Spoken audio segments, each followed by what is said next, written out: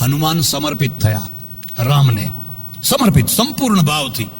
અને જ્યાં તમે સમર્પિત થયા, વેપારની વૃત્તિ આવે જ નહીં કે મને રામ શું આપશે, મને રામ શું આપશે, આવું કરીએ છીએ તો આના બદલામાં શું મળશે. તમે જોજો રામાયણની અંદર જ્યારે અયોધ્યા પાછા આવ્યા અને બધાને વિદાય કરવાના થયા, ત્યારે રામે કહ્યું દરેકને કંઈ ને કંઈ વિદાય આપો. અમારે ત્યાં નિયમ છે, આપણે ત્યાં નિયમ છે, બધાને, કોઈને ખાલી હાથે નહીં મોકલવાના. ભાઈ રામે બધાને કંઈનું કંઈ, કંઈને કંઈ, કંઈનું કંઈ, કોઈને કંઈ આપ્યું, કોઈને કંઈ આપ્યું, કોઈને એક હનુમાનને જ કશું ના આપ્યું. જ્યારે હનુમાનને કશું ના આપ્યું ત્યારે ભરતે ફરિયાદ કરી કે જેણે મહત્વનું કામ કર્યું છે એ હનુમાનને તો તમે કશું આપતા જ નથી. કે નહીં, એ મારો અંગત માણસ છે, અને અંગત માણસને કંઈ આપવાનું હોય, મારો ઘરનો માણસ છે, એ તો મારું સ્વરૂપ છે, એને આપવાનું ના હોય. પણ કે ના, વ્યવહાર ખાતરે તમારે એને કંઈક આપવું જ જોઈએ. 9 લાખો હાર કાઢીને આપ્યો કે લે હનુમાનને પહેરાય, જા તારી ઈચ્છા છે ને. તો લક્ષ્મણને કહ્યું જા તું હનુમાનને હાર પહેરાવ. અને હનુમાનજીને હાર આપ્યો, પાછા વળ્યા.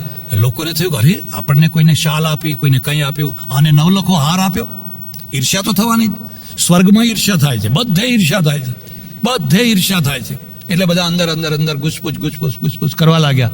એ પેલો હનુમાન છે ને, એ 9 લાખા હારને તોડીને ફેંકવા માંડ્યો, તોડીને ફેંકવા માંડ્યો. એટલે લોકો હસવા માંડ્યા કે અંતે તો વાંદરું ને, એને આ હારની કઈ કિંમત હોય.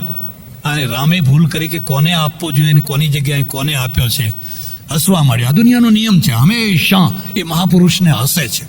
આપણે વર્તમાનની પૂજા નથી કરતા, ભૂતકાળની પૂજા કરીએ છીએ.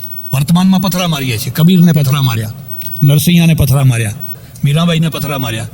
કોણ એવો છે જેને આપણે પથરા ના માર્યા હોય? એકને પથરા માર્યા. હા, પછી ભૂતકાળ થઈ જાય, હવે ભણે નરસિંહો કરીને પરભાતિયા ગાય, હા નરસિંહ મહેતાના પરભાતિયા કે હા મીરાબાઈના પદ કે કહેવા પડે. પણ એ જ્યારે જીવતા હતા ત્યારે તમે પથરા મારતા હતા.